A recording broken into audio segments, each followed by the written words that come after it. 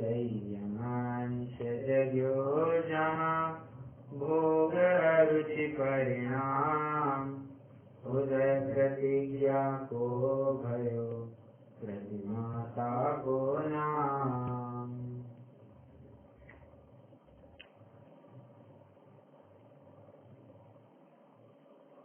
अकेलेपन को लेकर के इस दुनिया में दो बिंदु है या फिर दो कंसेप्ट है।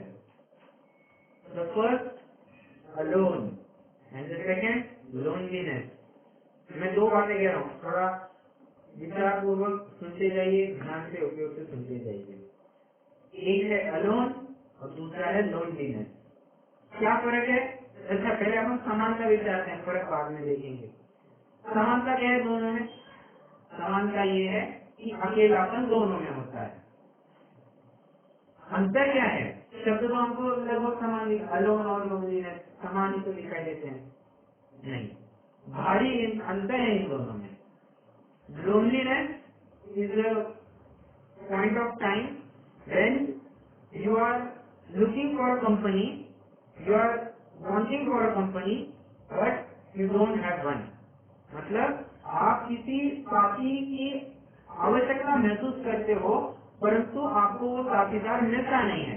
कोई भी हो, भाई के फॉर्म में, बहन के फॉर्म में, पिता माता, किसी भी रूप में आपको एक साथीदार चाहिए होता है परंतु वो व्यक्ति आपको मिलता नहीं है। और अलोन, अलोन क्या चीज है? Alone is such a point where you don't need anyone company. आपको किसी साथीदार की, किसी की सहायता की आवश्यकता ही भाषित नहीं होती है। अलोन तो उसे कहते हैं। कई लोगों को इस बात को लेकर के बड़ा स्ट्रेस फील करते हैं। क्या? अरे मैं तो काफी अकेला हूँ। क्या विचार करते हैं? मैं तो काफी अकेला हूँ, परंतु ज्ञानियों की विचार धारा तो देखिए, ये कहते हैं मैं अकेला काफी हूँ। कितने लोग समझ रहे हैं?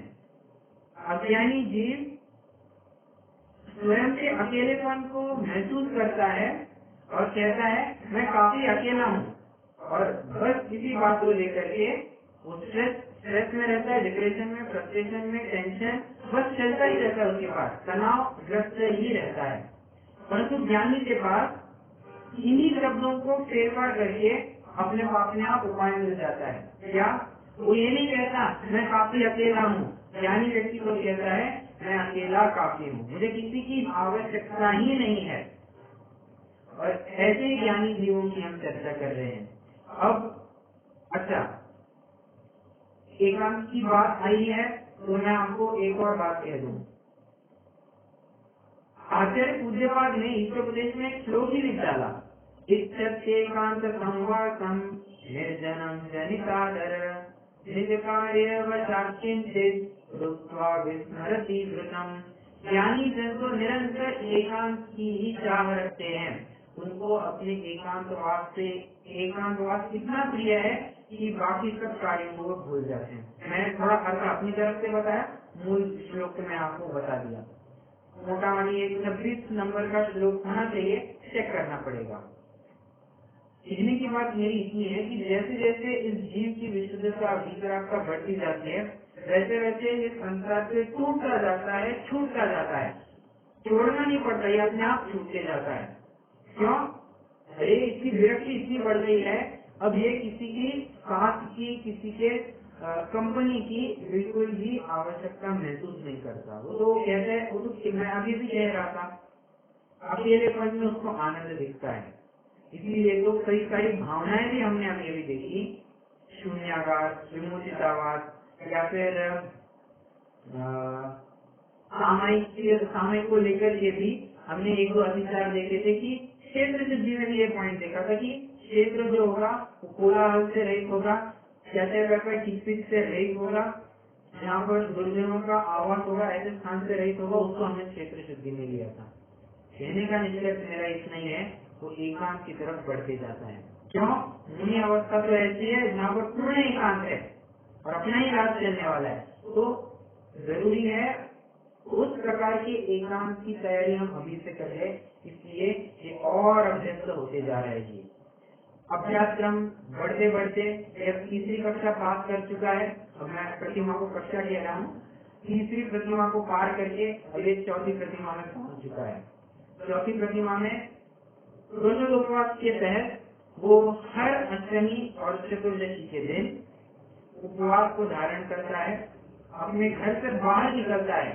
शौचालय, वन, जंगल, उपवन, श्मशान और क्या बोल सकते हैं, खंडहर, वसतिकाएं, ऐसे स्थानों पर, एकांत स्थानों पर जाकर के वो अपनी आत्मा आराधना करते रहता है। किस प्रकार का आत्मा आराधना करता है, उपवास मतलब क्या, इन सब की चर्चा अपन फिलहाल कर रहे हैं। कल की कक्षा में इतनी कुछ कॉन्क्रीट बातें नहीं निकल पाई थी, इतनी कुछ अच्छे से चर्चा नहीं हो पाई थी। तो मेरा विचार है कि कल की कक्षा में जितने कुछ भी बिंदुओं के ऊपर कश्मकश हुई थी, चर्चा हुई थी, आज उन सभी बातों के ऊपर पुनः एक बार विचार किया जाए, थोड़ी विस्तार से चर्चा हो और फिर आगे के श्लोकों के ऊपर अवश्य विचार करेंगे। अच्छा, तो कल हम 106 नंबर के श्लोक से चालू कर रहे थे। रत्नगंज का अवकाश सभी के पास होगा ही। 106 नंबर का श्लोक हम कल विचार रहे थे। कहाँ गया?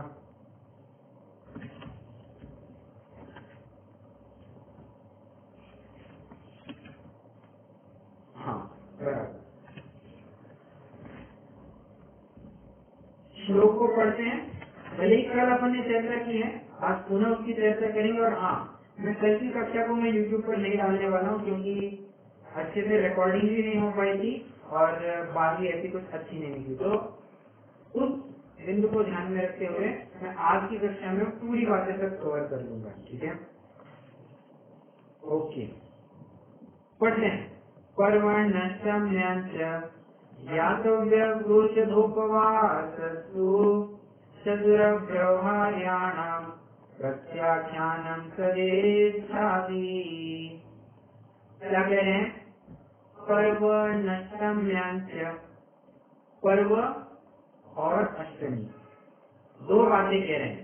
दो दिनों का महत्व यहाँ पर बयान कर रहे हैं कि पर्व और अष्टमी के दिन है। पर्व और अष्टमी क्या कहना चाह रहे हैं? पर्व का ही तो एक हिस्सा अष्टमी हुआ करता है। फिर से पर्व अपन में क्या क्या देखे हैं? त्रिकाल पर्वों में मुख्य रूप से 4 आते हैं, अष्टमी, चतुर्दशी, दशलक्ष्मी और अष्टमिका। तो यहाँ पर पर्वों को अलग से क्यों लिया और अष्टमी को अलग से क्यों लिया? आचार्य समझ ने यहाँ पर शब्दों की थोड़ी सी कमी, मतलब महसूस कमी क्या है। अब 2 शब्दों की जगह बच रही थी, तो उन्होंने कहा अब स्टार्टिंग में लिखना है तो पर्व लिख दो। मतलब चतुर्दशी को उन्होंने पर्व नाम से संबोधित किया है और अष्टमी के लिए तो अष्टमी ऐसा शब्द आया ही है। कहना चाह रहे हैं अष्टमी और चतुर्दशी के दिन पुरुषोपवास, यह जीव पुरुषोपवास को धारण करता है। कैसे? चतुरव्यवहार्याणां प्रत्याख्यानं सदेच्छामि। प्रत्याख्यान की सदिच्छा रखना है। प्रत्याख्यान मतलब क्या? बोलिए, प्रत्याख्यान माने क्या? कैसा त्याग? किस प्रकार का त्याग?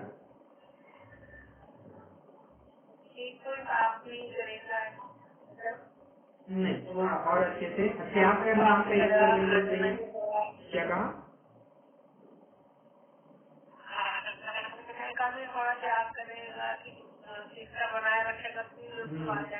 नहीं, वो तो बात है, आपकी बात बिल्कुल सही है। यहाँ पर प्रत्याख्यान मतलब पूर्ण प्रत्याख्यान लिया गया है। देखिए, मैं लगभग हर कक्षा में ये बात दोहराते आया हूँ और दोहराते रहूंगा कि यह जीव फिलहाल ट्रेनिंग ले रहा है, किसी मुनि बनने की ट्रेनिंग ले रहा है। निरंतर भावना भारेगी, संत साधु बनने के विचारू वह घड़ी कब आएगी, निरंतर उसकी ये भावना बनी रही है। अब उस अवस्था को प्राप्त करना है तो उसका पुरुषार्थ इतना नहीं हो रहा है कि वो अचानक से वहां जाकर के उस अवस्था में बच जाए। नहीं, वो फिलहाल उस अवस्था को प्राप्त करने के लिए जैसी ट्रेनिंग आवश्यक है वो ट्रेनिंग ले रहा है, अभ्यास कर रहा है। तो अभ्यास की दशा में बस इच्छा भा रहा है, इच्छा कर रहा है, भावना भा रहा है, इसकी पूर्ण प्रत्याख्यान, पूर्ण त्याग की वो भावना भा रहा है। यहाँ पर वो बात कही गई है, प्रत्याख्यान तदेच्छा। इसके लिए वो करता क्या है? चतुरभ व्यवहार्याणाम, 4 प्रकार के आहारों का त्याग करता है। ओके, 4 प्रकार के आहार कौन से? अशन, पान, खाद्य, लेय। आचार्य संबंध बदला 4 प्रकार के आहार कहते हैं। अशन, पान, खाद्य, लेय। ठीक है, अब यहाँ पर आप नोट कर रहे होंगे ना, तो नोट आचार्य संबंध बदल की अपेक्षा ही की। शायद आपने एक्सेल चार्ट भी बनाया होगा, जिन्होंने नहीं बनाया है उनके लिए मैं फिर से बता देता हूँ। ऊपर लिखेंगे 4 प्रकार के आहार, मतलब थोड़ा स्टार्टिंग से लिखेंगे, बीचों बीच में लिखेंगे 4 प्रकार के आहार, ब्रैकेट आचार्य संबंध बदला रत्नकरण श्रावकाचार्य। सभी को फॉर्मेट लगभग पता चल गया है कि अपन कंसेप्ट पहले लिखते हैं, किस आचार्य ने वो बात कही है वो उनका नाम भी लिखते हैं, और किस ग्रंथ में कही है वो बात भी अपन लिखते हैं। तो मतलब एक और इजीली अपन को चार्ट आ जाता है क्या, हाँ ये अपेक्षा इन्होंने कही इस ग्रंथ में कही है। ठीक है, 4 प्रकार के आहार, आचार्य समुद्रभद्र, रत्नकर्ण श्रावकाचार्य। 4 हिस्से करेंगे उसके, कौन से? अशन, पान, खाद्य, लेय। और अन्य आचार्यों ने क्या अपेक्षा दी है, अन्य विद्वानों ने क्या बात कही है, उसके ऊपर भी अपन बाद में चर्चा कर सकते हैं, परंतु फिलहाल आचार्य समुद्रभद्र की अपेक्षा। अशन में उन्होंने दाल, रोटी, चावल, भात, ये जो कुछ भी आता है सब इन्होंने अशन में ले लिया है। ठीक है, नॉर्मल जो अपन रोटी सब्जी का आहार कहते हैं, भोजन कहते हैं, वो सब इन्होंने अशन में ले लिया। ओके, पान, पान मतलब क्या? पीने योग्य वस्तु है, जो कुछ भी हो, आपका जूस हो, संतरे का जूस, मौसमी का रस, अनार का रस, जो कुछ भी है, दूध है, पानी है, छाछ है, मठा है, मठा मतलब शुद्ध पद्धति से बनाया हुआ। हाँ, तो ये सब बातें सारी पान में आएगी, ये पी जाने वाली वस्तु है। ओके, अशन, पान, खाद्य, खाद्य में क्या आएगा? लड्डू, पेड़ा, बर्फी, ये जो कुछ भी अपन थोड़ा सा मिष्टान्न कहते हैं या मिठाई कहते हैं, ये सब किसमें आएंगे? ये आएंगे खाद्य में। ओके, अब एक बार ध्यान रखना, यहाँ पर लड्डू कह करके इन्होंने सभी प्रकार के लड्डू, बर्फी से कह करके सभी प्रकार की बर्फी, और पेड़ा कह करके सब प्रकार के पेड़े इन्होंने गर्भित किए हैं। कई लोगों को ये मिसकंसेप्शन रहता है कि यहाँ पर लड्डू मतलब सिर्फ आटे का लड्डू ऐसा बताया गया है, मतलब या तो गेहूं के आटे के लड्डू होंगे, या बेसन के चना दाल के आटे के, या और कैसे होते हैं राजगीरे के आटे के, रागी के आटे के, इन सब आटों के लड्डू मानते हैं वे, परंतु उनकी मान्यता ठीक नहीं है। क्यों? अरे जब उन्होंने स्पष्ट रूप से लड्डू से कितना लिखा है, हमने अपना दिमाग लगा करके आटे का लड्डू ऐसा कैसे समझा? क्या इसमें मूंगफली का लड्डू नहीं आ सकता? बिल्कुल आ सकता है। क्या इसमें और किसी प्रकार का ड्राई फ्रूट का लड्डू नहीं आ सकता? बिल्कुल आ सकता है। तो ये बिल्कुल नहीं समझना। कई लोगों को मतलब मैंने एक ऐसी घटना सुनी है, एक पति पत्नी है जो कहते हैं कि हमारा बच्चा तो बड़ा संस्कारी है, रात्रि में कुछ भी नहीं खाएगा, मतलब अगर भूख भी लगे ना तो आटे के लड्डू की तरफ नहीं जाएगा, वो मूंगफली का लड्डू उठाएगा। अरे किसने कहा? रात्रि में 4 प्रकार के आहार का त्याग कहा है, तो 4 प्रकार के आहार में सब कुछ आ जाता है। लड्डू कहा है मतलब सिर्फ आटे का लड्डू ऐसा नहीं समझना, मूंगफली का लड्डू, ड्राई फ्रूट का लड्डू, जिस जिस प्रकार का आप लगा सकते हैं सब कुछ यहाँ पर ले लेना। ओके, है ना, ये पहले क्लियर कर देता हूँ। अशन, पान, खाद्य और लेय। लेय मतलब चाट कर खाई जाने वाली वस्तु है, रबड़ी है, बासुंदी है, और क्या हो सकता है, खोआ कह सकते हैं। ये चाट कर खाई जाने वाली जो वस्तु है ये सब लेय में आ जाती है। ओके,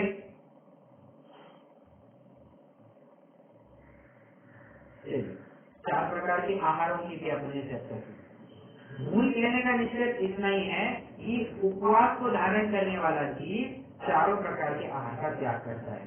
हाँ, इसमें जो अपन ने 2 बातें और देखी थी कि विषय का भी त्याग करता है और कषाय का भी त्याग करता है, उन सब की बातें अगले छंदों में आने वाली है। देखिए, आचार्य समुद्रभद्र भी इस बात को भली भांति जानते हैं कि उपवास लेकर के हमें सिर्फ आहार के त्याग के ऊपर लक्ष्य उनका केंद्रित नहीं करना है पाठकों का। आवश्यक तो ये है हम आहार के साथ साथ विषय और कषाय के त्याग की भी बात करें। तो उन्होंने बराबरी से इस श्लोक में आहार के त्याग की बात की और अगले 2-3 छंदों में विषय और कषाय इनके त्याग की भी बात करेंगे। ठीक है, किस प्रकार से करेंगे, आइए अगले 2 छंदों की रूपरेखा आपको मैं बता दूं। जो 107 नंबर का श्लोक है उसमें यह जीव क्रोशोपवास के दिन क्या क्या नहीं करता है इसकी सारी लिस्ट दी हुई है, और 108 नंबर के श्लोक में क्या क्या करता है इसकी लिस्ट दी हुई है। ठीक है, पढ़ते हैं अपन तो आपको बराबर ख्याल में आएगा। देखिए, पंचानां पापानां अलंक्रियारंभ गंध पुष्पानां स्नानां जननस्यानां उपवासे परिऋतिं कुर्यात्। परिऋतिं कुर्यात् इन सब कार्यों का परिहार करता है, मतलब त्याग करता है, अर्थात इन सभी कार्यों को नहीं करता है। ठीक है, कौन से कार्य, पंचानाम पापानां, पहला 5 पापों के कार्यों में उलझता ही नहीं, बिल्कुल भी नहीं उलझता है। आरंभ का कार्य कुछ भी हो बिल्कुल भी नहीं उलझता है। ठीक है, पंचानाम पापानां, एक आप चाहे तो लिस्ट बना सकते हैं। अलंक्रिया, अलंक्रिया अलंकार वस्त्राभूषण कुछ भी नहीं करेगा। आरंभ के कार्य नहीं करेगा। अब आरंभ के कार्य आपको दोनों प्रकार से लगाना है, ना ही वो घर गृहस्थी के कार्य में उलझेगा और ना ही वो व्यापार धंधे में भी उलझेगा, दोनों भी बातें समझनी है। ठीक है, आरंभ गंध पुष्पानाम, गंध पुष्पानाम होगा कोई इत्र गुलेल सुगंधित वस्तु जिसका वो प्रयोग करता होगा। अब आप पूछेंगे इत्र गुलेल कैसे, और वो भी पंचम स्थानवर्ती जीव इत्र गुलेल का प्रयोग करता होगा। ये बात सुनने में थोड़ी सी अटपटी लगती है। क्यों अटपटी क्यों लगती है, पहले आपको इसका कारण भी बताता हूँ।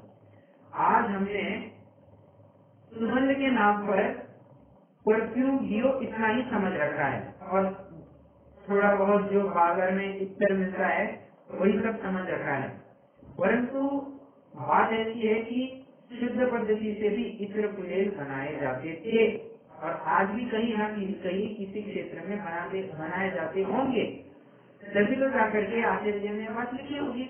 बराबर, इसीलिए कहते हैं कि देखो होगा कोई भी कारण होगा जिसको लेकर के उसे इन सभी वस्तुओं का प्रयोग करना पड़ता होगा, चित्र का, रस का, परंतु आज क्रोशोपवास का दिन है, आज बहुत बड़ा दिन है उसके लिए। इस दिन वो ये सब कार्य, श्रृंगार के कार्य बिल्कुल नहीं करेगा। करेगा या करेगी, अब मैं करेगा कह रहा हूँ, मैं पुरुष की अपेक्षा कह रहा हूँ, जरूरी नहीं जो पुरुष ही होना चाहिए, वो तो एक महिला भी हो सकती है। क्यों महिला ही श्राविका ही नहीं हो सकती है क्या? अरे होती ही है। अरे इनफैक्ट श्राविकाएं ज्यादा पाई जाती है श्रावकों से। भगवान महावीर की सभा में कितने श्रावक थे और कितनी श्राविकाएं थी, किसी को अंदाजा पता है?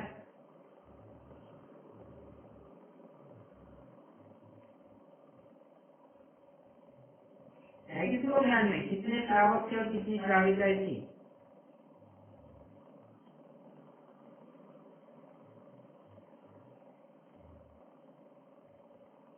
कहते हैं कि 3 लाख श्रावक थे और 5 लाख श्राविकाएं थी। विचारणीय बिंदु है, मतलब सिर्फ पुरुष की अपेक्षा नहीं, ये तो स्त्री की अपेक्षा भी समझना चाहिए। और देखिए आरिका माता जी है या फिर शिंदिका जी है, ये भी तो 11वीं प्रतिमाधारी है, तो इनको तो सब फॉलो करना ही पड़ता होगा। बराबर, ये सब समझ लेना चाहिए। हालांकि वो तो कोई इत्र पुलिन आदि का प्रयोग करते हैं नहीं, बट स्टिल कोई गृहस्थी में रहते हुए ये सब कार्य करती होगी कोई महिला, उसके केस में भी ये लगा लेना चाहिए। कितनी बातें हो गई? कोई मुझे लिस्ट नंबर बताएगा कितनी बातों को नहीं करता है? काउंट बताइए।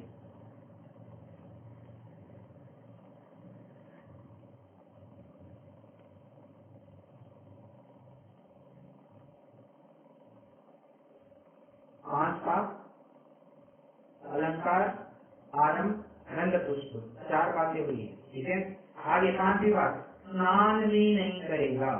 ठीक है, स्नान भी नहीं करेगा, अंजन नहीं लगेगा, लगाता होगा किसी कारण मतलब अंजन लगाता होगा तो अंजन भी नहीं लगेगा। 6 और नृत्य, नृत्य मतलब सूरमा इत्यादि कुछ होगा, नाक से नाक आदि को सूंघना, कुछ होगी ऐसी बात जिसका उपयोग करता होगा, हम नहीं जानते हैं।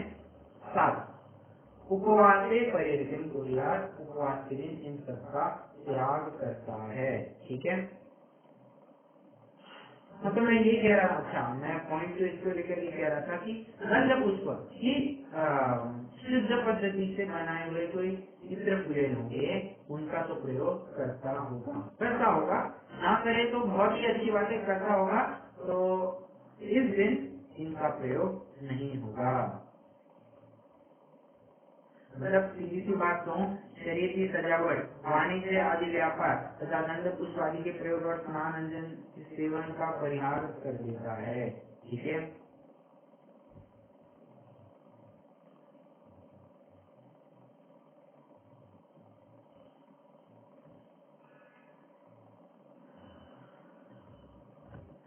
एक प्रश्न है, अब मैं आपसे उत्तर चाहूंगा।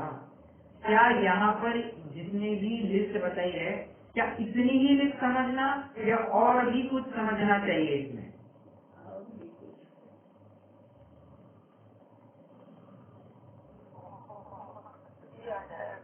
और भी बहुत सारी बातें आ जाएंगी। ठीक है, देखिए यहाँ पर मैं मेरे पास आचार्य प्रभाचंद्र को टीका है, उसमें उसके विशेषार्थ में एक लाइन पढ़ता हूँ। श्लोक में जिन कार्यों के न करने के लिए आचार्य ने निर्देश किया है वे उपलक्षण मात्र है, सांकेतिक मात्र है। इतना देखिए, ये अब थोड़ा सा मैं क्या कहूँ, मैं लीगल भाषा में बात करूं, मतलब कानूनी भाषा में बात करूं, तो ऐसा कहा जाता है कि this term is an inclusive term. बहुत अंग्रेजी हो गई होगी। इंक्लूसिव मतलब क्या, ये सब बातें इसमें गर्भित हो जाती है, इतनी कही है मतलब इतनी होगी ऐसा मत समझना, इसके अलावा और बहुत सारी बातें हैं। देखिए एक उदाहरण देता हूँ। क्लास में राजेश, सोनू, मोनू, राहुल भी उपस्थित है। राजेश, सोनू, मोनू, राहुल ये भी उपस्थित है। इसका मतलब क्या हुआ? क्या ये 4 जन ही उपस्थित है? नहीं, हमने नाम इनके लिए हैं, इनके अलावा और भी 50 बच्चे हैं जो कक्षा में उपस्थित है। ठीक है, उसी प्रकार हमने यहाँ पर क्या क्या नहीं करना चाहिए ये सब बातें बता दी, परंतु इसके अलावा और कुछ है ही नहीं ऐसा मत समझना। इसके अलावा जितने भी विषय के तहत पोषक बातें होंगी वो भी नहीं करनी चाहिए। लिखते हैं, इसलिए राग वर्धक गीत, नृत्य आदि का भी उस दिन त्याग करना चाहिए, यह सिद्ध होता है। समझ में आया? कितने जन यहाँ तक की बात समझ रहे हैं?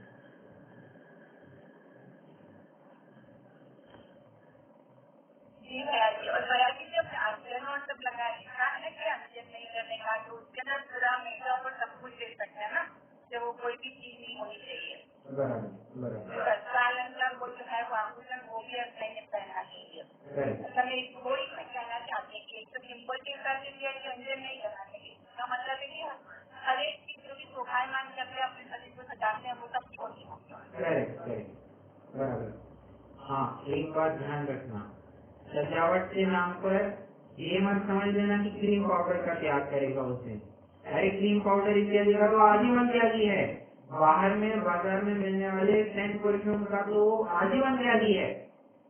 यहाँ पर तो उन सभी बातों की चर्चा चल रही है जो शुद्ध प्रातुक पद्धति से बनाए जाते हैं, मर्यादा में प्रयोग किए जाते हैं। मैं 2 बातें कह रहा हूँ, शुद्ध प्रातुक पद्धति से बनाए जाते हैं, पॉइंट नंबर 1, और पॉइंट नंबर 2, मर्यादा में ही प्रयोग किए जाते हैं। दोनों ही बातें समझना। अशुद्ध वस्तु का प्रयोग तो ज्ञानी श्रावक बिल्कुल भी नहीं करेगा, बिल्कुल भी मतलब बिल्कुल भी नहीं करेगा। ठीक है, यहाँ पर तो शुद्ध वस्तु की बात चल रही है, इसलिए क्रीम पाउडर वगैरह यहाँ पर बाजी मत लाना। मेकअप आदि के लिए महिलाएं जो लिपस्टिक आदि का प्रयोग करती है, श्राविका तो उसको हाथ तक नहीं लगाती, उसके अलमारी में ये सब बातें बिल्कुल भी नहीं पाई जाएंगी। उसके अलमारी में अगर श्रृंगार के कोई साधन होंगे तो जेवर इत्यादि जो कुछ होंगे उसमें होंगे, अंजन आदि वो कुछ लगाती होगी, शुद्ध अंजन उतना होगा तो होगा, परंतु उसके अलावा स्त्री के भी अलमारी में श्रृंगार के साधन कोई नहीं मिलेंगे। ठीक है,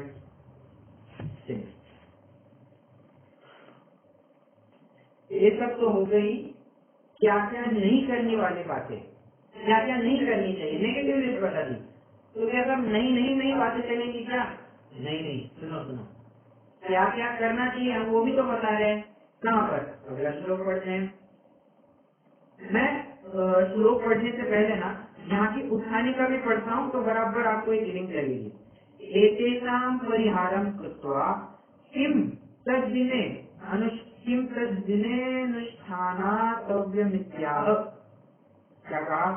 एतेषां परिहारं कृत्वा, तो यार से बताएगा इसका। एतेषां परिहारं कृत्वा,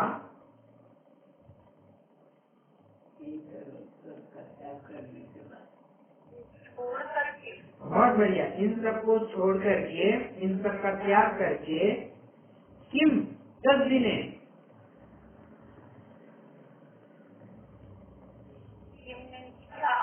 हाँ तद्दिने,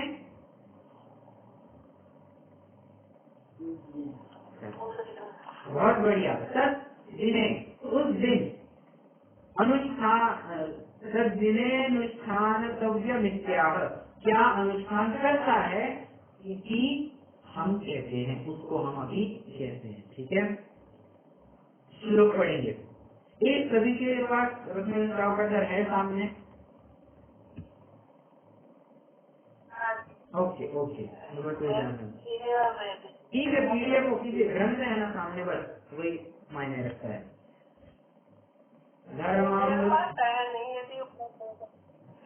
अच्छा, आपके पास नहीं है क्या पीडीएफ भी? अच्छा, अभी तुम अभी 1 मिनट में भेज देता हूँ।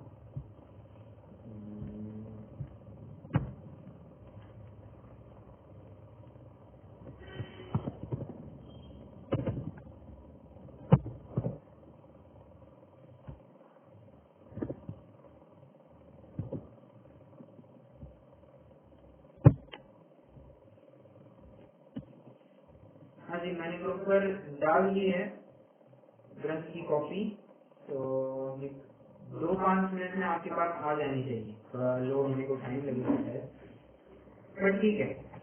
अब तब तक सुनिए, हम आगे कंटिन्यू करते हैं। धर्मामृतम, एक 8 नंबर का श्लोक है। धर्मामृतम स कृष्ण श्रवणाभ्याम पिबतु पायये स्वान्यान् ज्ञान ध्यान परो वा भवतु पवसन्न तन्द्रालु।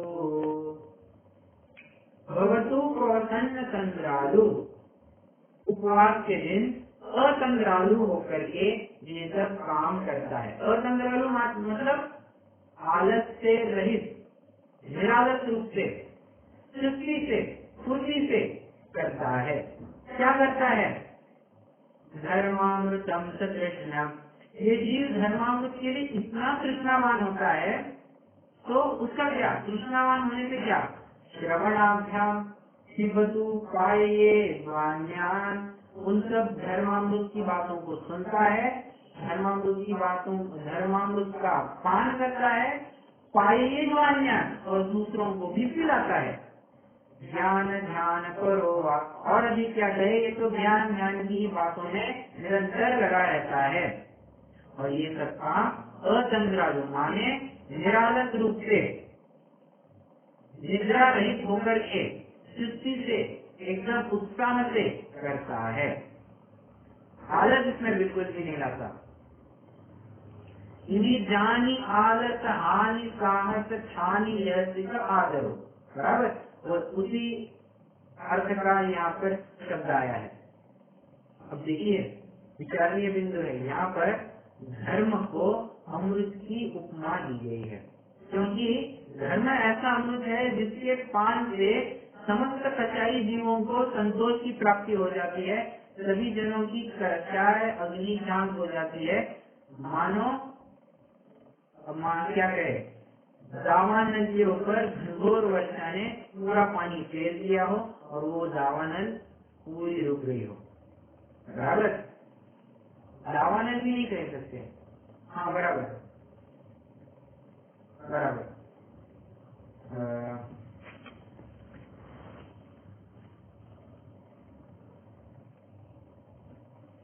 तो स्वयं धर्मोपदेश को सुनता है। अब यहाँ सुनता है मतलब लिटरली सुनता है ऐसा मत समझना, सुनता है करके पढ़ता है, ये भी चल सकता है। ओके, धर्मामृतम च तृष्णा श्रवणाभ्याम पिबतु पाये, ज्ञान स्वयं पीता है और दूसरों को भी पिलाता है।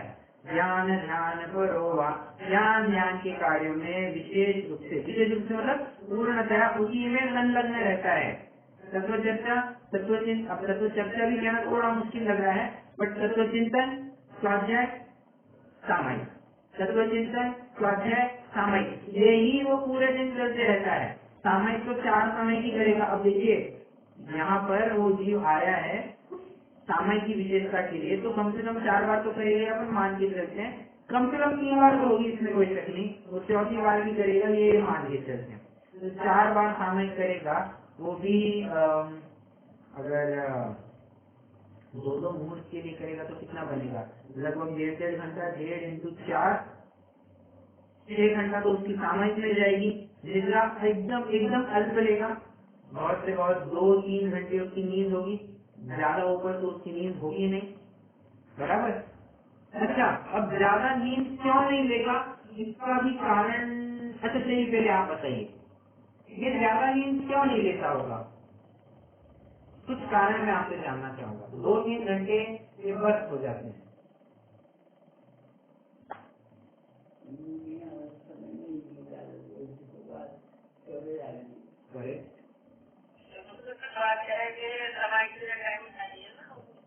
ओके, बहुत बढ़िया, ये एक बात हो गई।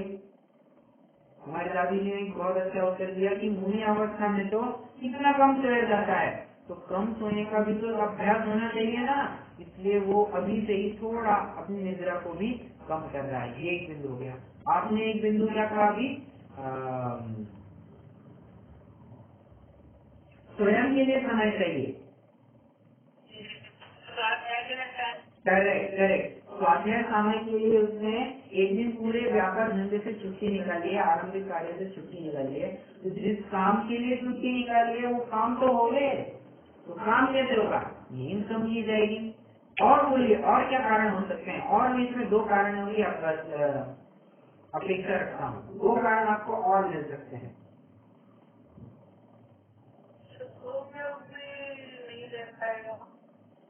नहीं नहीं, ये नहीं,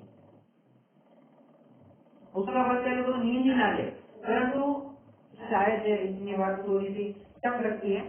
2-3 घंटे वो 3.5 घंटे वो मैक्स नींद लेता होगा, उससे ज्यादा नहीं।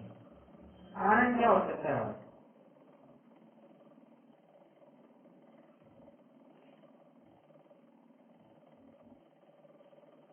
आपने कभी नोटिस किया होगा कि जिस दिन हम कुछ खाते नहीं है, खाली पेट होते हैं, उस दिन हमें कम नींद आती है। ये फैक्ट है, ये प्रैक्टिकल बात है। ये जिस किसी ने उपवास किया होगा, लंघन किया होगा, अनशन किया होगा, तो भी नाम लेना चाहे, ये सभी ने नोटिस किया होगा कि उस दिन हमको नींद बकायदा कम आती है। क्यों? अरे पेट में कुछ है ही नहीं, निद्रा कब ज्यादा आती है? जब किसी ने ज्यादा खाया होगा, खाया होगा तो नींद आती है, और कम खाया होगा तो कम नींद आएगी, नहीं खाया होगा तो और कम नींद आएगी, या फिर ना भी नींद आए। ओके, ये एक कारण हो गया। और एक कारण आप इसमें ढूंढ कर निकाल सकते हैं।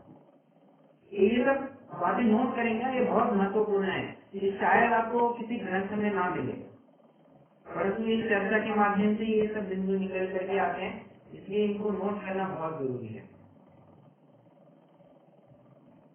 3 कारण अभी तक मिल गए हैं अपने पास। एक, मुनि बनने की इच्छा रख रहा है, मुनि के लिए अभ्यास कर रहा है, मुनि अवस्था की। दूसरा की अरे जिस काम के लिए उसने समय निकाला है उसके लिए तो मुख्य रूप से टाइम डिवोट होना चाहिए। स्वाध्याय साधन के लिए हमने पूरे व्यापार धंधे से छुट्टी निकाली है, उसके में तो ज्यादा समय जाना चाहिए, तो ज्यादा समय कैसे आएगा? अपने अपनी इनकम होगी। तीसरा, हाँ उसने उपवास किया है ना उस दिन, तो उपवास किया है तो प्रैक्टिकली उसको नींद भी कम आएगी। चौथा एक और कारण है, तो ठीक है,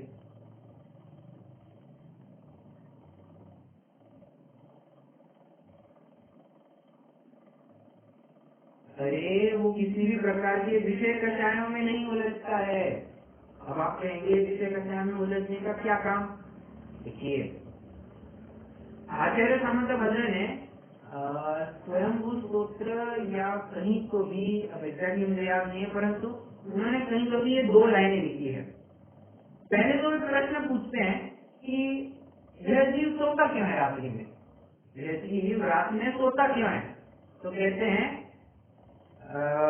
विवाश्रमार्था नीति से प्रजा, प्रजा रात्रि में इसलिए सोती है क्योंकि दिन में काम करके थक जाती है, इसलिए सो जाती है। अच्छा, दिन में क्यों थकती है, ये प्रश्न पूछा, तो कहा स्वजीविते काम सुखे कृष्णया, स्वजीविते अपनी आजीविका के लिए, काम सुखे काम सुख की चाह के लिए, और तृष्णया तृष्णा, इन 3 मुख्य कारणों से वो थक जाता है और रात्रि में सो जाता है।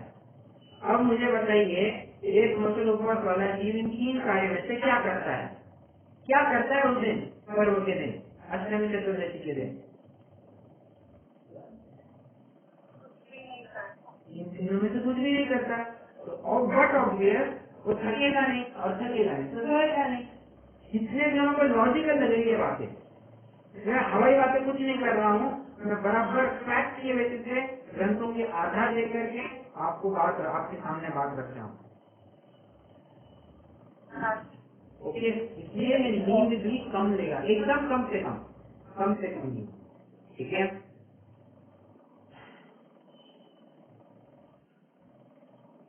तो वही बात चल रही है, श्रवणाभ्याम पिबतु पायेत्वान, स्वयं तो इसका सेवन करेगा ही करेगा, दूसरों को भी इसका सेवन कराएगा ही कराएगा।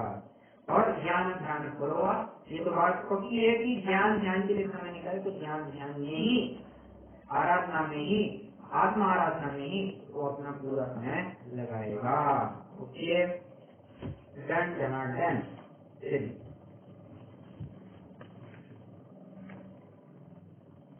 अब आते हैं 109 नंबर के श्लोक पर, जिसकी अपन चर्चा वैसे कर चुके हैं, परंतु पुनः मैं एक बार चर्चा करना चाहूंगा। उसके बाद एक और श्लोक आएगा, उसकी भी चर्चा होगी, फिर अपन चर्चा करेंगे अतिचारों की। ओके, हाँ जी, एक 5 मिनट में ये 109 नंबर का श्लोक हो जाएगा। पढ़ते हैं। चतुराहार विसर्जन मुखवास क्रोशधर चक्र भुक्ति सप्रोशधोपवासो यदुपोषारंभमाचरति। क्या कह रहे हैं? अब यहाँ पर क्रोशधोपवास का लक्षण बताया जा रहा है, जिसकी अपन चर्चा काफी तसल्ली से कर चुके हैं। यहाँ पर लिखने वाली कोई बात नहीं, क्योंकि जितना लिखाना था मैंने वो लिखा दिया है, वो चार्ट वगैरह बना करके। बात इतनी है कि आचार्य समन्वय ने क्रोशधोपवास इस शब्द की एनालिसिस करना चालू की है। वे कहते हैं क्रोशधोपवास 2 शब्दों से बना है, क्रोशध और उपवास बराबर। क्रोशध मतलब क्या कह रहे हैं? धारणा और पारणा के दिन जो एकासन किया जाता है उसको क्रोशध समझना। सॉरी फिर से, धारणा और पारणा के दिन, जिस दिन प्रोषदोपवास का व्रत धारण किया है और जिस दिन प्रोषदोपवास का व्रत पूर्ण होगा उन दोनों दिन धारणा और पारणा का दिन एकाचन करना, तो प्रोषद एक बार भोजन। और उपवास मतलब क्या, जो एग्जैक्ट पर्व का दिन है बीच का, अष्टमी या चतुर्दशी जो कुछ भी हो, वो उस अष्टमी और चतुर्दशी के दिन उपवास करना।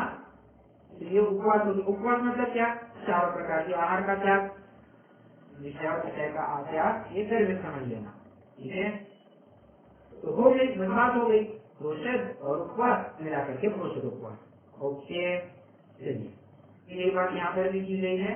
4 प्रकार के आहार का त्याग होता है, फिर एक बार भोजन, सकृत भुक्ति, यहाँ मूल शब्द क्या है, सकृत भुक्ति मतलब एक बार भोजन तो प्रोषद, और उपवास मतलब 4 प्रकार के आहार का त्याग तो उपवास, तो दोनों को मिलाएंगे तो प्रोषद उपवास हो जाएगा।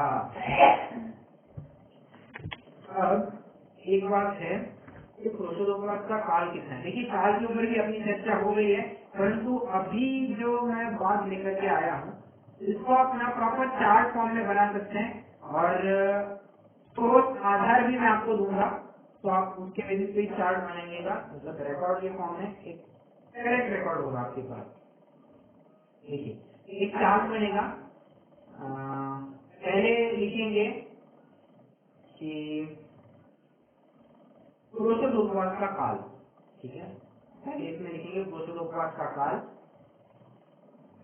दूसरे में लिखेंगे, दूसरे कॉलम की हेडिंग देंगे प्रोषदोपवास कब से चालू,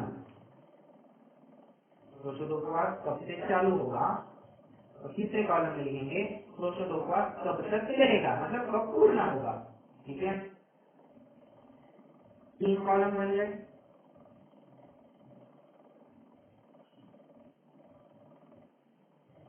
प्रोषदोपवास का काल, कब चालू होगा और कब पूर्ण होगा। हो जाए तब बता देना।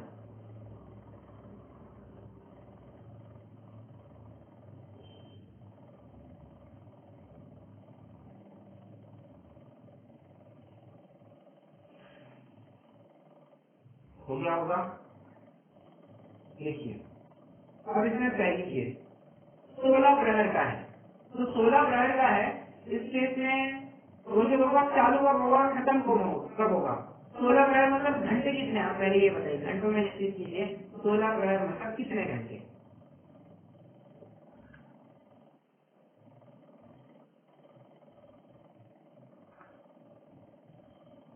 बोलिए। 16 प्रहर माने कितने घंटे, अरे बड़ा आसान है, करेक्ट 48 घंटे। क्या कहा, हाँ राइट राइट राइट 40 राइट 48 घंटे। तो चालू कब से होगा, देखिए पर्व के पूर्व का दिन उसका मध्याह्न, ठीक है, पर्व के पूर्व के दिन का मध्याह्न, मध्याह्न का भोजन हो गया वहां से। अच्छे से बात कहूँ, अब अपना उदाहरण को सामने रख कर चलिए, अष्टमी के उदाहरण को आगे लेकर आगे बढ़ेंगे। सप्तमी के दिन का भोजन हो गया, वहां से चालू हो जाएगा, ठीक है। जिस दिन में ठान लिया कि अपन 2 दिन का करने वाले हैं, तो उसका सप्तमी के भोजन के बाद काम चालू हो जाएगा, प्रोषदोपवास चालू हो जाएगा, ठीक है। कब तक चलेगा, जब तक, हाँ कैसे कहें कि अष्टमी का पूरा दिन और नवमी के दोपहर तक चलेगा, ठीक है। मतलब अगर मैं स्ट्रिक्टली शब्दों में मानना चाहूँ तो सप्तमी के मध्याह्न का भोजन खत्म हुआ, वहां से नवमी के दोपहर तक का काल उसका प्रोषदोपवास में जाएगा, ओके। 16 प्रहर का हो गया। अब 12 प्रहर के बारे में विचार करते हैं। 12 प्रहर का कैसे होगा, बस आपको 6 घंटे एडजस्ट करने हैं, ठीक है। कैसे एडजस्ट होंगे, अरे 6 घंटे का कैसे एडजस्ट करने हैं, सप्तमी के दिन 6 घंटा और आगे बढ़ाइए, नवमी के दिन 6 घंटा और पीछे ले आइए। कैसे होगा, अरे सप्तमी के दिन वो दूसरी दूसरी बेला का भी भोजन कर लिया, शाम का भोजन हो गया, शाम के भोजन के बाद वो शुरू हो गया, छुट्टी हो गई उसकी। अब सप्तमी का दिन हो गया, अष्टमी का पूरा दिन उपवास, और नवमी के दिन सूर्योदय तक उसका उपरोषित उपवास चलेगा। इस प्रकार से उसके 12 प्रहर का क्या होगा, उपरोषित उपवास हो जाएगा।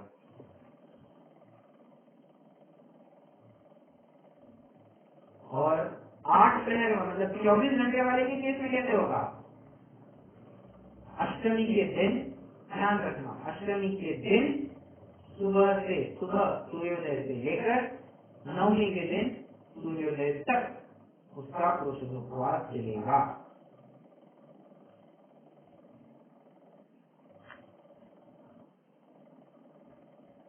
इसमें जो है चार्ट बनाया है, बना करके समझ में आया है। दो प्रश्न पूछ रहा हूँ मैं।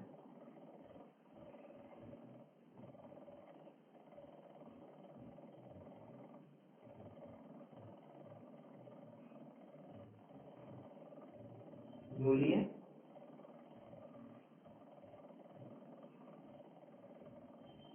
या कोई बात रिपीट करनी है फिर से?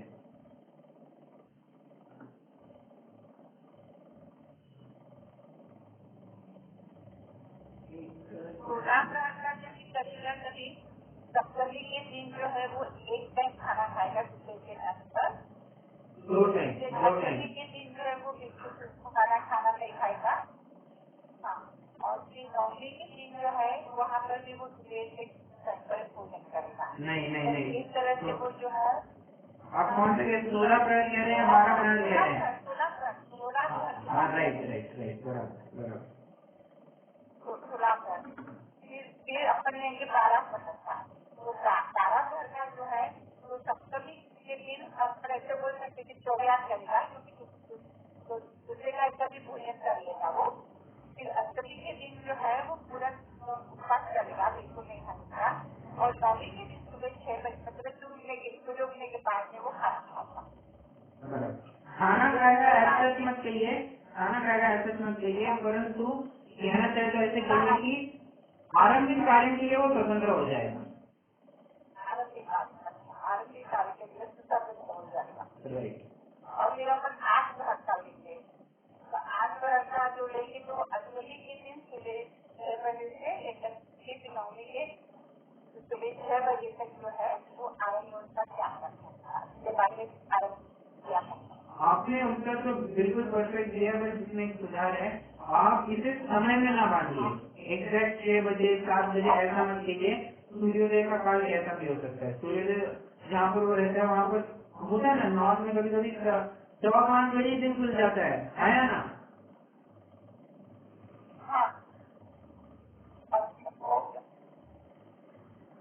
अरे इंदौर में रहने वाले और जयपुर में रहने वाले नहीं, आप इंदौर में नहीं रहते शायद।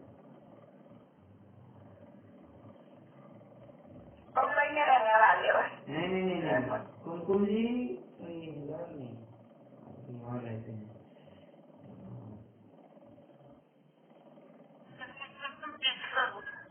कहाँ?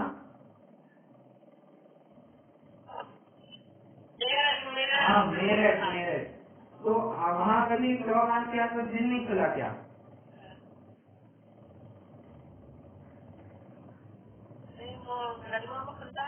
गर्मी में खुलता है, बराबर।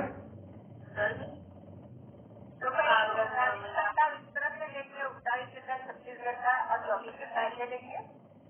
सूर्योदय और सूर्यास्त के टाइम को बांध करके चलना, बस। आप 6 बजे 7 बजे 7:30 बजे 5 बजे ऐसा मत कहिए, ठीक है? सूर्योदय जब भी होगा तब से लगा लेना, ओके? चलिए, बस इस बात की भी मुझे चर्चा करनी थी, तो अपना हो गए हैं अभी अपन अधिकारों की चर्चा लिखते हैं। बच गया। हाँ, एक बात इसमें विशेष ध्यान देने लायक है, मैं यहाँ से पढ़ता हूँ तो आपको भी ख्याल में आएगी वो बात। ये वही आचार्य प्रभात चंद्र गुप्त जो टीका है, वो ग्रंथ है, उस ग्रंथ के विशेष आपको कुछ अंश पढ़ के दिखा रहा हूँ। हाँ, अब इस श्लोक में उन्होंने पुनः उपवास, प्रोसेस और प्रोसेस उपवास का लक्षण लिखा है। यहाँ उपवास का लक्षण तो वही है जो कि 16वें श्लोक में लिखा है, परंतु प्रोसेस का लक्षण अतिरिक्त लिखा है। प्रोसेस का क्या लक्षण लिखा है और प्रोसेसों के साथ जो उपवास है उसे प्रोसेस उपवास कहा है। प्रोसेस का क्या लक्षण बताया है? पहले तो अन्य ग्रंथों की बात करते हैं। अन्य ग्रंथों में प्रोसेस का अर्थ पर्व, अष्टमी चतुर्दशी लिखा है, ठीक है। अतः पर्व के दिन किया हुआ उपवास तो प्रोसेस उपवास, ओके। वहाँ धारण और पारणा के दिन एकाचन करने की चर्चा नहीं की है, ध्यान से सुनना। वहाँ पर धारणा और पारणा के दिन एकाचन की चर्चा नहीं की है। यहाँ इस श्लोक में मेन मुद्दा चालू होता है। यहाँ इस श्लोक में धारणा और पारणा के दिन एकाचन की भी चर्चा की गई है, ठीक है। मतलब यहाँ पर प्रोसेस का एक विचित्र अर्थ दिया है। क्या? धारणा के दिन एकाचन, पारणा के दिन भी एकाचन, उसका नाम प्रोसेस, उसका नाम सतृत भुक्ति, उसका नाम एकाचन, ठीक है। एकाचन उसको प्रोसेस समझना। और बीच का जो पर्व का दिन है उस दिन ऊपर तो प्रोसेस उपवास जैसे कोई भी कहता है। जान पड़ता है कि समर्थ भद्र स्वामी ने इस श्लोक में किसी अन्य मान्यता का उल्लेख किया है।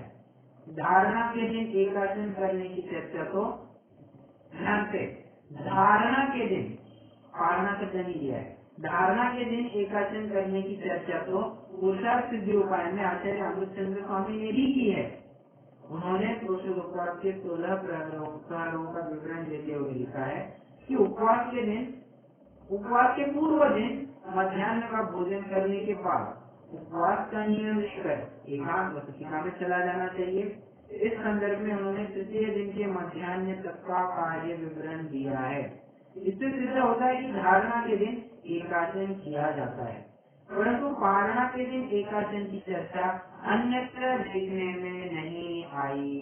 बस यहाँ पर रत्न शाकाचार्य एक ऐसा ग्रंथ है जहाँ पर धारणा और पारणा दोनों दिन एकाचन की बात आई, ठीक है। इस श्लोक में आरंभ का अर्थ, अच्छा वो तो ठीक है, वो अलग बात है, परंतु कितने जनों को समझ में आया मैंने क्या पढ़ के दिखाया है?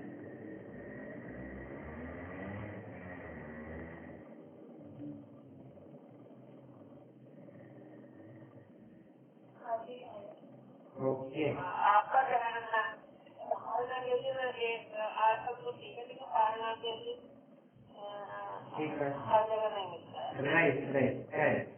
धारणा के दिन एकाचन तो लगभग हर जगह बात आती है, लगभग हर जगह, परंतु पर्व के दिन उपवास की तो बात सभी कहते ही है, परंतु पारणा के दिन भी एकाचन नहीं होगा, ये भी आचार्य का मतलब बदल कहते हैं। अब अपेक्षा है अपन को समझना पड़ेगा क्या है, कैसा है, वो परिस्थिति के अनुसार, परिस्थिति भी नहीं कह सकते, परिस्थिति के अनुसार बदलना ये भी कहना थोड़ा गलत हो जाएगा, परंतु जैसा जैसी अपेक्षा हो अपन को वैसा समझ लेना चाहिए।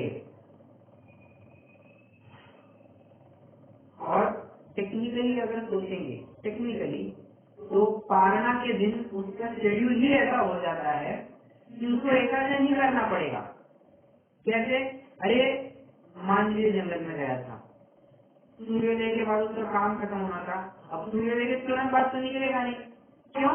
अरे सामयिक का काल है, बराबर, तो पहले सामयिक पूरी करेगा।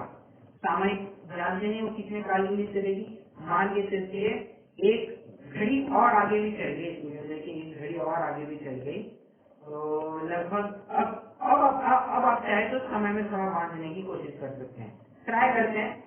6 बजे तो उसकी सूर्योदय का काल समझिए, 6:30 बजे तक उसकी सामयिक हो जाएगी। जंगल से बाहर निकलते निकलते उसको आधा घंटा लगेगा, 7 बजे। 7 बजे के बाद उसके आरंभिक कार्य चालू होंगे, ठीक है। तो हो सकता है कि उसको काम करते, अब मान लीजिए वो अकेला रहता है, हो सकता है उसको काम करते करते ही 11:30 बज जाए, हो सकता है, कोई दिक्कत वाली बात नहीं है। तो 11:30 लगभग बज गए, उसको फिर से सामयिक ही बैठना है, बराबर। सामयिक तो टाल नहीं सकता है, तो सामयिक मध्याह्न की सामयिक के लिए पुनः बैठेगा। वैसा करने के बाद वो भोजन करेगा, तो समस्या है। और शाम का भोजन तो फिर वो लेगा नहीं। इस प्रकार से आप देखेंगे तो उसका मोस्ट ऑफ द टाइम एक बार पारणा के दिन भी उसका एक ही बार भोजन होगा। तरह से उसका 2 बार हो जाए उसको अपन नहीं कुछ कहेंगे, परंतु प्रैक्टिकली सोचेंगे तो यही उचित प्रतीत होता है कि पारणा के दिन भी एकादशी हो। ठीक है, हो मतलब होता ही होगा, ऐसा मेरा अनुमान है। ठीक है, चलिए अब अपन घर रह करके नहीं कर सकता, उसको बाहर ही जाना पड़ेगा। अब एक काम करते हैं, फटाफट अतिचारों की भी चर्चा कर लेते हैं। रचना चावकर आपके सामने, अब रचना चावकर की आदत से अपन अतिचारों की चर्चा कर लेते हैं। ये अतिचार और सामान्य अतिचार लगभग मिलते जुलते होंगे, पढ़ते हैं। ग्रहण विसर्गान्य दृष्टमृष्टान्यनादरा स्मरणे यत्रोषधोपवास गतिलंघन पंचकम तदिदम। क्या कह रहे हैं? 5 अतिचार। कौन से? दृष्ट, दृष्ट मतलब जीव जंतु देखे नहीं, और सॉरी पहला अतिचार ग्रहण विसर्ग, अरे कैसे है, हाँ, अदृष्ट मुष्ट ग्रहण। ये जो अदृष्ट मुष्ट शब्द है ना, इसको अंध दीपक के रूप में लेना। ठीक है, अंध दीपक के रूप में कहाँ कहाँ लगाना? ग्रहण, विसर्ग और आस्तरण, 3 शब्दों के ऊपर। ग्रहण, विसर्ग और आस्तरण। ग्रहण माने कोई चीज उठानी है, बिना परिमार्जन किए उठा ली, पहला विचार। ग्रहण अदृष्ट मुष्ट विसर्ग, विसर्ग मतलब रख दी, परिमार्जन किया नहीं, वैसी अपनी चटाई डाल दी, या फिर वैसे अपनी तीजी कमंडलू रख दिया, नहीं चलेगा, अदृष्ट मुष्ट विसर्ग में जाएगा। अदृष्ट मुष्ट आस्करण में क्या आएगा? जो भूख से पीड़ित होने के कारण बिना देखे, बिना सोए स्थान पर बिस्तर आदि बिछाता है। जब मैंने आपको रात में सोने की बात कही, तो शरीर में तो शक्ति है, कुछ खाया नहीं है, इसलिए तो वैसे ही थोड़ा प्रमाद युक्त अगर वो चलता है तो दिक्कत होगी।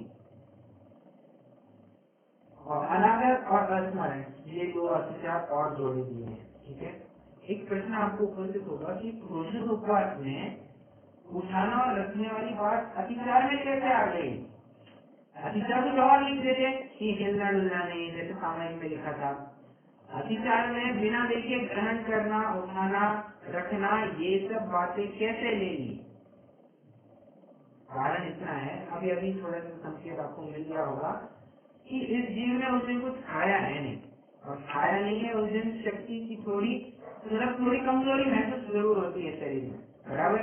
तो हमारी कोई भी कार्य ना थोड़ी सी प्रमाणित हो जाती है, मतलब चलेंगे तो भी ऐसे थोड़ा सा पैर थोड़ा सा रगड़ करके कहना भी थोड़ा योग्य नहीं होता, परंतु हमारे चलने की गति, काम करने की गति एकदम धीमी धीमी होती जाती है। ऐसे में प्रमाद बढ़ना बहुत स्वाभाविक है, और इस बात को लेकर के वो कोई भी चीज ठीक से उठा नहीं पाएगा। जरूरी है इतनी सावधानी तो कम से कम बढ़ ही करती है। ठीक है, इसलिए फिर इन्होंने ये अतिचारों को बताया है। ओके, चलिए डन। अभी अपनी क्रोधोपवास की भी चर्चा लगभग क्या मतलब हो ही गई है, इसलिए मैं देख लेता हूँ कुछ बचा तो नहीं है, चर्चा कर ही देंगे।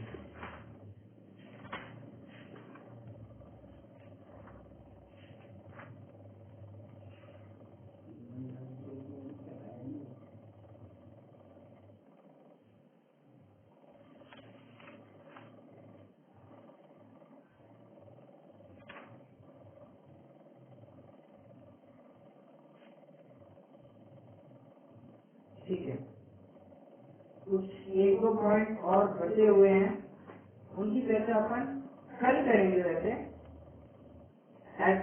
पोषण उपवास से रिलेटेड नहीं है, बट स्टिल उनकी चर्चा करना आवश्यक है, इसलिए उनकी चर्चा कल करेंगे।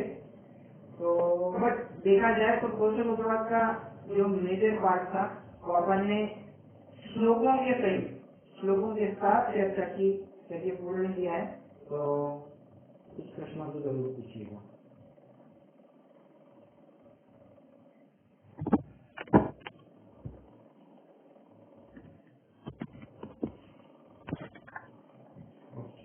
चलिए रुकते हैं फिर अभी निर्माण करेंगे।